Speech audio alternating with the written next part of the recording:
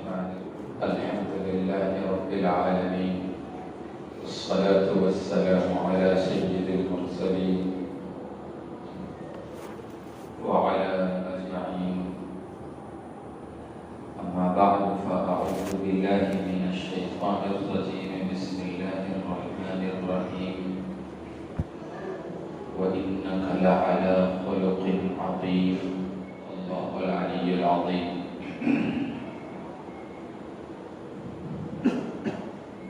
محترم بزرگوں،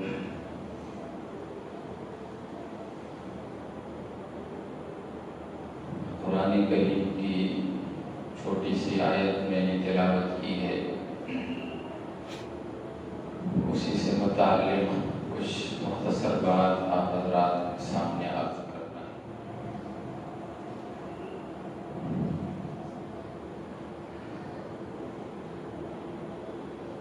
اللہ کے رسول صلی اللہ علیہ وسلم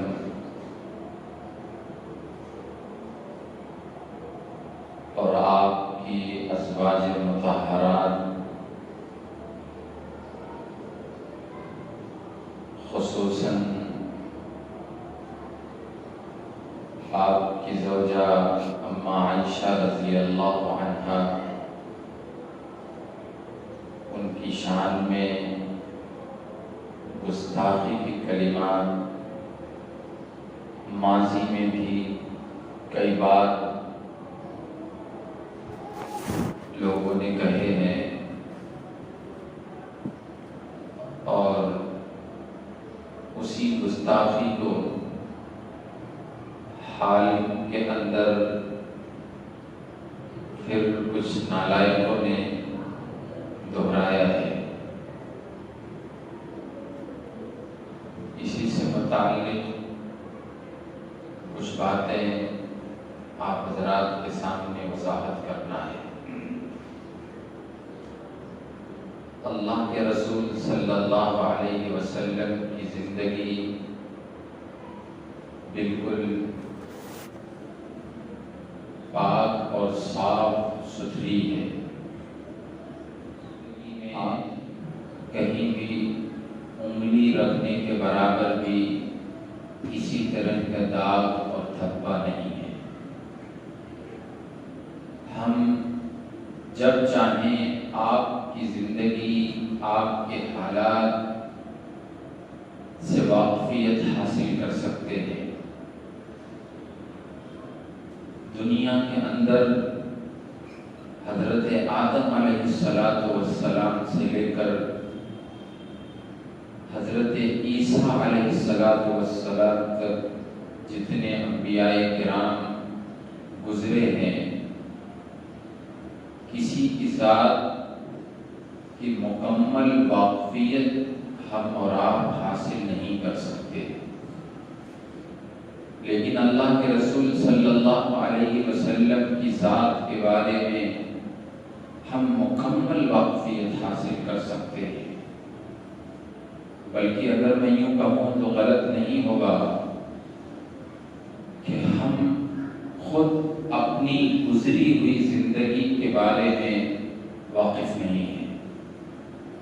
ہم نے اپنی جو زندگی گزار دی، کیسی گزاری، کیا غلط کیا، کیا صحیح کیا، بہت سی باتیں یاد ہیں، بہت سی باتیں نہیں یاد ہیں، یا جو یاد ہیں وہ صحیح ہیں کہ غلط ہیں، ہم خود اپنی زندگی کے بارے میں واقف نہیں ہیں۔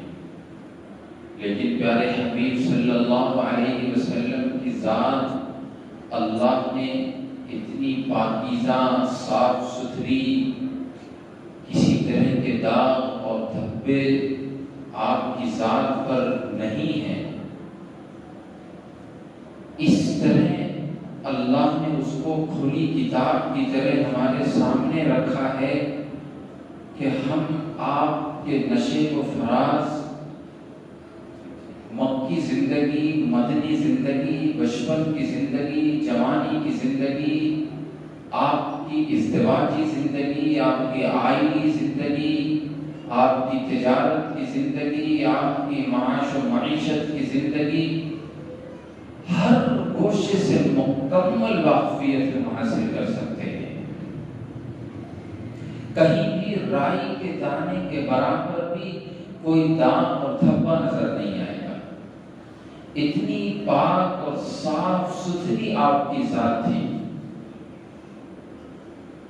لیکن ماضی سے یہ چلا رہا ہے اور یہ قیامت تک چلتا رہے گا۔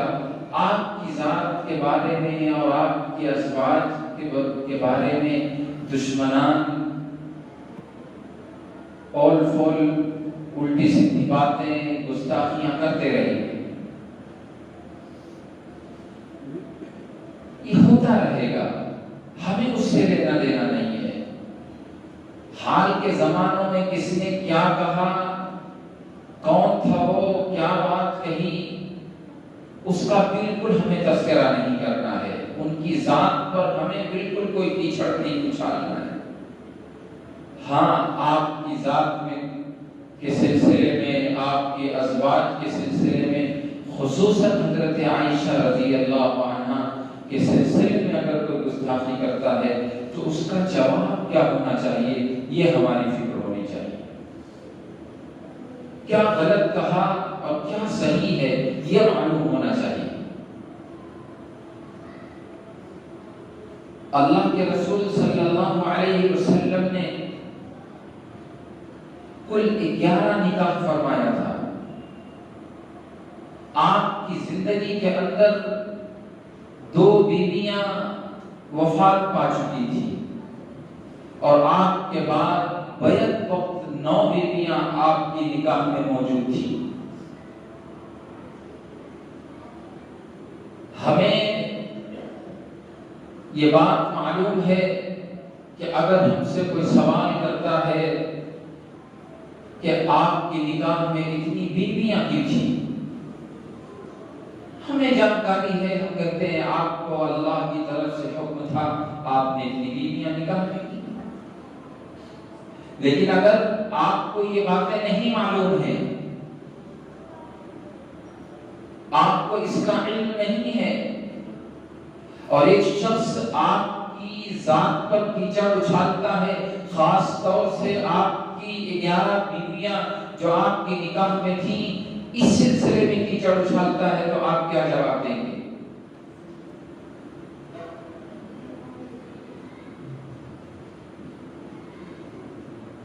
کیچڑ آپ کے بارے میں یہ اچھالا جاتا ہے کہ آپ کے اندر نفس پروری تھی، العیاذ باللہ، آپ رنگیلے مزاج کے تھے، العیاذ باللہ،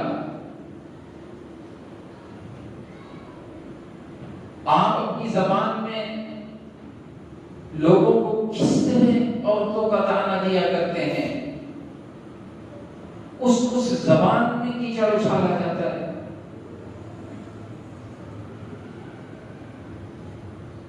آپ کس سے اس کا جواب دیں گے؟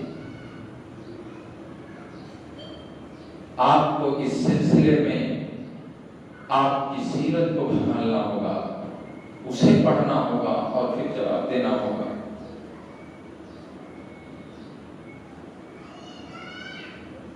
اللہ کے رسول صلی اللہ علیہ وسلم اپنی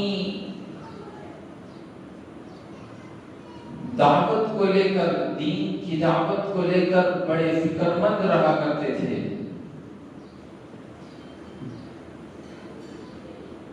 اور آپ کی یہ فکر دشمنوں کو دیکھی نہیں جاتی تھی،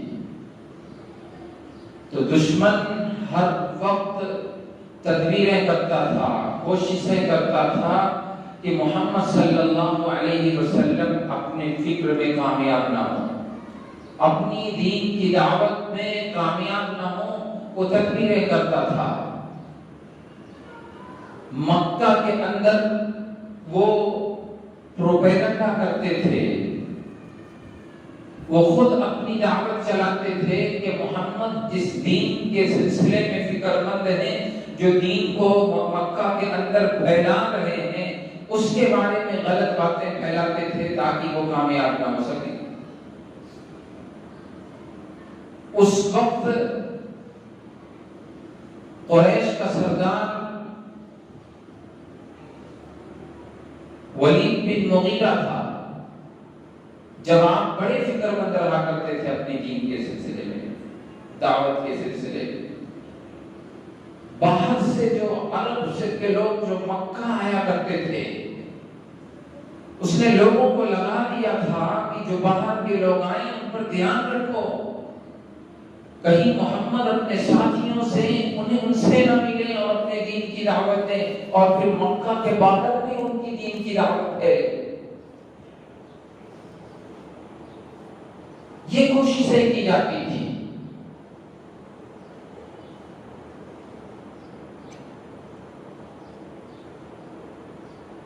ایک مرتبہ حج کا موقع تھا. حج کے موقع پر دشمنوں کو معلوم ہوا کہ اب یہ حج کا موقع ہے اور اب پورے عرب سے لوگ حج کرنے کے لیے آئیں گے. آپ میری بات کو غور سے سنیں. میری بات اس بات کا جواب ہے کہ آپ نے 11 بیویاں جو نکاح میں کی تھی، آپ نے 11 شادیاں جو کی تھیں، اس پر جو کیچڑ اچھالا جاتا ہے، اور حضرت عائشہ جو خاص طور سے کم عمر میں آپ سے نکاح فرمایا تھا، اس پہ جو کیچڑ اچھالا جاتا ہے، آپ اس بات کو ذہن میں رکھیں گے تو بات میری سمجھ میں آئے گی. حج کا موقع تھا. ولید بن مغیرہ اپنے ساتھیوں کو اس نے لگا دیا کہ اب عرب سے لوگ آئیں گے اور محمد اپنے ساتھیوں کے ساتھ ان کو دین کی دعوت دیں گے. ہمیں کیا کرنا ہوگا؟ اس نے رائے مشورہ لیا سرداروں سے، بڑے بڑے سرداروں سے، مکہ کے قریش کے سرداروں سے، کہ کیا ہم ان کے سلسلے میں لوگوں کو بتائیں گے. تو کسی نے کہا کہ ہم کہہ دیں گے کہ محمد العیاذ باللہ بڑے رنگیلے مزاج کے ہیں، ان کی باتوں میں مت آؤ. کسی نے کہا کہ ہم کہہ دیں گے کہ یہ کہانت ہے جو جھوٹ پر مشتمل ہے، لیکن ولید بن مغیرہ نے کہا نہیں، یہ سب نہیں چل سکتا. کسی نے کہا کہہ دیں گے کہ یہ جادو ہے، یہ جادوگر ہیں. اس نے کہا نہیں، جو آ رہے ہیں لوگ حج کے لیے پورے عرب سے، اس میں جادوگر بھی ہیں. وہ جب آپ کا کلام، اللہ کا کلام سنیں گے تو سمجھ جائیں گے کہ یہ جادو نہیں ہے. کسی نے کہا کہ کہہ دیں گے کہ یہ شاعر ہیں، شعر پڑھتے رہتے ہیں. ولید بن مغیرہ نے کہا نہیں، عرب سے آنے والے لوگ جو حج پر آ رہے ہیں اس میں شعراء بھی ہیں، وہ سمجھ جائیں گے یہ کوئی شعر نہیں ہے، یہ کوئی الگ ہی کلام ہے، یہ نہیں ہو سکتا. اس کے بعد لوگوں نے کہا کہ صاحب آپ خود بتائیے آنے والے لوگوں سے ہم کیا کہیں گے محمد کے بارے میں. تو اس نے جس انداز کو اس نے سوچا، اللہ نے اس انداز کو نقل کر دیا. اس نے سوچا انہو فکر وقدر فقتل کیف قدر ثم قتل کیف قدر ثم نظر ثم عبس وبصر ثم ادبر واستكبر فقال ان هذا الا سحر يؤثر. سوچنے کا انداز، انہو فکر وقدر، اس نے سوچا، اندازہ لگایا، ایک اندازہ کیا کر رہا ہے. اللہ اس کے سوچنے کے ایکٹی کو نقل فرما رہے قدر فقتل کیف قدر. اللہ فرما رہے ایسا سوچتا، ایسا سوچ رہا ہے وہ ہلاک ہو جائے. وہ اس طرح کی سوچ اس کی تھی کہ اس کی سوچ پر اللہ اس کی ہلاکت کی بات کر رہے. فقتل کیف قدر، ہلاک کو ایسا اندازہ لگا رہا ہے، اس طرح کی سوچ. ثم قتل کیف قدر، اس کی سوچ پر اس کی ہلاکت ہو. ثم نظر ثم عبس وبصر، سوچنے کے بعد اس نے نگاہیں اٹھائیں اور پھر اس نے تیور چڑھائے اور منہ تھوڑا ٹیڑھا کیا، اور یوں کیسا سادہ تھا ہوگا اس کا سوچنے کا۔ ثم نظر ثم عبس وبصر ثم ادبر واستكبر فقال ان هذا الا سحر يؤثر۔ آخر میں اس نے کہا ٹھیک ہے، آنے والوں کو تم یہ کہہ دو کہ محمد کی یہ باتیں جادو ہیں، محمد کی یہ باتیں ایک جادو ہے۔ اب آپ خود اندازہ لگائیں، قریش کے سردار، اسلام کے دشمن بیٹھ کر یہ مشورہ کر رہے ہیں کہ آنے والے جو حضرات ہیں ہم انہیں کیا جواب دیں گے۔ وہ ضرور مشورے میں یہ بات لا سکتے تھے، آپ کی ازدواجی زندگی کی بات، آپ کی آئینی زندگی کی بات، آپ کے اپنے گھر کے اندر کی بات، ازواج مطہرات کے سلسلے میں کچھ غلط باتیں، کچھ غلط بیانی ضرور کر سکتے تھے، لیکن جب یہ باتیں نہیں تھی تو انہوں نے یہ باتیں نہیں کری۔ پوری سیرت گواہ ہے، تاریخ اسلام گواہ ہے کہ اسلام دشمنوں نے آپ کی زندگی میں جب بھی آپ کے خلاف کوئی سازشیں کی، آپ کے اوپر بہتان لگایا، تو آپ کی نجی زندگی، خصوصاً آپ کی ازدواجی آئینی زندگی، آپ کے گھر کی زندگی، اس پر کوئی کیچڑ نہیں اچھالا، اس لیے کہ وہاں تو کچھ نہیں تھا۔ جنہوں نے آپ کو اپنی آنکھوں سے دیکھا تھا، جنہوں نے دیکھا تھا کہ آپ کے پاس 11 بیویاں ہیں، آپ کا اٹھنا بیٹھنا، چلنا پھرنا، آپ کے گھر کی بات، آپ کے باہر کی بات، سب کچھ دیکھا تھا۔ جب انہیں آپ کی 11 بیویوں کے بارے میں کوئی شکایت نہیں تھی، کہیں ذرا بھی کوئی کمی نہیں ملی، انہوں نے کوئی کیچڑ اچھالا نہیں تھا، تو پھر کہاں سے آپ کی زندگی میں اس سلسلے میں کوئی داغ اور دھبا مل سکتا ہے؟ کوئی داغ اور دھبا نہیں ہے، آپ کی ذات بالکل پاک اور صاف ہے۔ لیکن یہ کیچڑ ہمیشہ اچھالا گیا ہے، اچھالا جاتا رہے گا، ہمیں معلومات صحیح ہونی چاہیے۔ صلح حدیبیہ کے موقع پر جب صلح ہو گئی، صلح حدیبیہ کے بعد اللہ کے رسول صلی اللہ علیہ وسلم نے عرب کے بڑے بڑے سرداروں کو خطوط بھیجے، دین دعوت کے خطوط بھیجے صلح حدیبیہ کے بعد۔ آپ نے روم کے بادشاہ ہرقل کے نام بھی دعوت خطوط بھیجا۔ اس وقت دنیا کی سب سے سپر پاور جگہ اور کوئی تھی تو وہ روم اور ایران، اس وقت یہ دو سپر پاور تھے اور ان دونوں میں جنگیں ہوا کرتی تھی۔ ایران اور روم کی جنگ ہوئی، ایران غالب ہوا تھا اور اس نے روم کے کچھ حصوں پر قبضہ بھی کیا تھا۔ روم کے بادشاہ ہرقل کی یہ خواہش تھی کہ جب میں ایران پر قبضہ کروں گا، غالب آؤں گا، اور اس نے جن جگہوں پر میرے قبضہ کیا ہے میں اسے حاصل کر لوں گا، تو میں اپنی دار السلطنت سے چل کر بیت اللہ پیدل جاؤں گا۔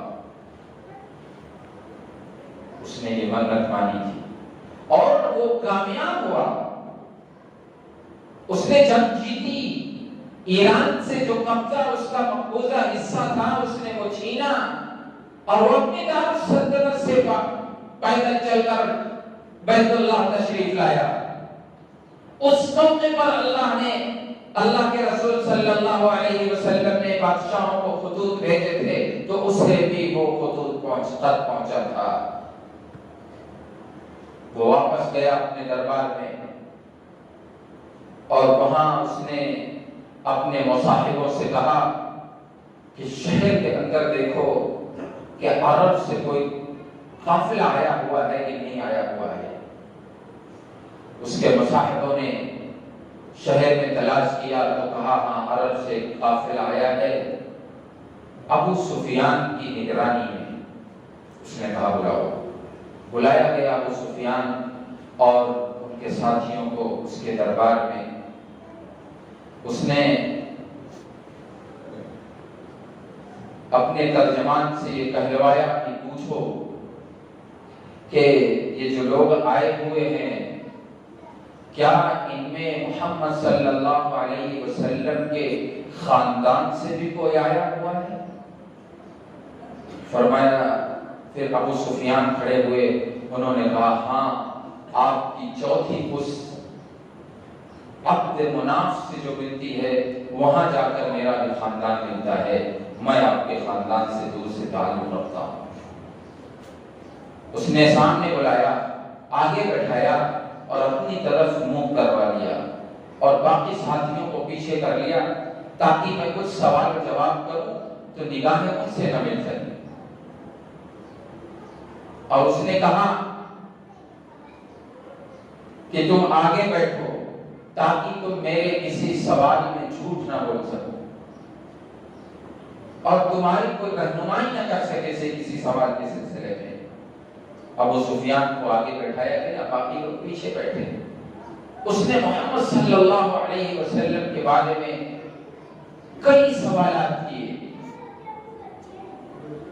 اس نے سب سے پہلا سوال کیا کہ تم یہ بتاؤ کہ محمد صلی اللہ علیہ وسلم کا خاندان کیسا ہے؟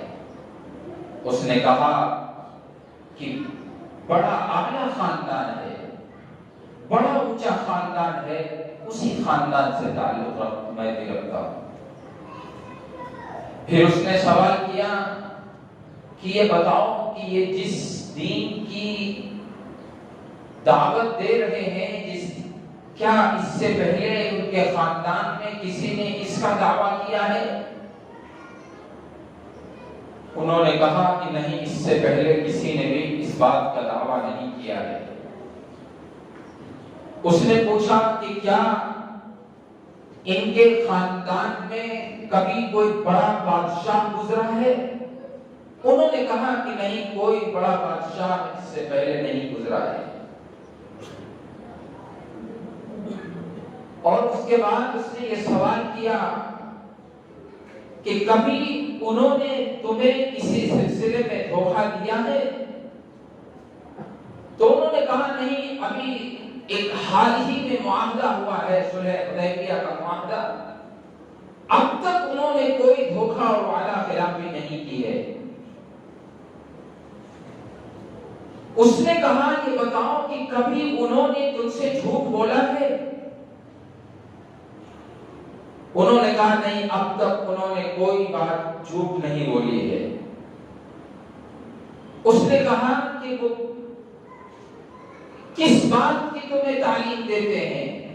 تو کہتا ہے وہ کہتے ہیں کہ بتوں کو چھوڑو، ایک اللہ کی عبادت کرو، ایک اللہ کی پرستش کرو اور نماز پڑھو اور صلح رحمی کرو۔ اور وہ دعوت دیتے ہیں کہ یتیموں، غریبوں، مجبوروں، بیواؤں، بے سہاروں کی مدد کرو۔ اس نے اس طرح کے کئی سارے سوالات کیے اور اس کے بعد پھر اس نے سوالوں کے کرنے کی وجوہات بھی بیان کی۔ ہرقل نے کہا کہ میں نے تم سے یہ سوال کیا کہ یہ بتاؤ کہ ان کا خاندان کیسا ہے، تو تم نے کہا کہ بڑا اونچا خاندان ہے، بڑا اعلیٰ خاندان ہے۔ انبیاء کا خاندان اسی طرح کا ہوا کرتا ہے، اونچا ہوا کرتا ہے۔ میں نے تم سے پوچھا کہ انہوں نے جو دعویٰ کیا ہے کیا ان کے خاندان میں کسی نے اس کا دعویٰ کبھی کیا تھا؟ تو تم نے کہا نہیں۔ تو اس نے کہا کہ یہ سچے نبی ہونے کی دلیل ہے اگر کوئی دعویٰ کیا ہوتا تو میں یہ سمجھتا کہ یہ اسی کے کام کو آگے بڑھا رہے ہیں۔ میں نے کہا کہ کوئی بادشاہ ان کے خاندان میں گزرا ہے؟ تم نے کہا نہیں۔ تو یہ صاف دلیل ہے کہ یہ سچے نبی ہیں، یہ نبی ہونے کی علامت ہے، ان کی دین کی دعوت سچی ہے۔ اگر کوئی بادشاہ ہوتا تو میں یہ سمجھتا کہ یہ اسی بادشاہت کو واپس حاصل کرنا چاہتے ہیں۔ اور میں نے جو تم سے سوالات کیے ہیں، یہ سارے جواب تم نے جو دیے ہیں، یہ سب ایک نبی کی ہی نشانی ہے۔ اس کے بعد ہرقل نے وہ والا نامہ جو خط اسے ملا تھا وہ اسے پڑھ کر سنایا، اور اس کے سنانے اور اس کے انداز سے درباریوں کو یہ لگا کہ اب ہرقل کے دل میں کہیں نہ کہیں اسلام کی چنگاری شعلہ بن رہی ہے، اب بھڑک رہی ہے۔ چہرے گوئیاں اس وقت روم کے بڑے بڑے وزراء، بڑے بڑے افسران، بڑے بڑے لوگ عہدیداران وہاں اس کے دربار میں موجود تھے، سب دندہ شکن ہو گئے، سب حیران ہو گئے کہ بادشاہ اتنا متاثر۔ جب دربار سے ابو سفیان باہر نکلے، اس وقت ابو سفیان اسلام کے کٹر دشمن تھے۔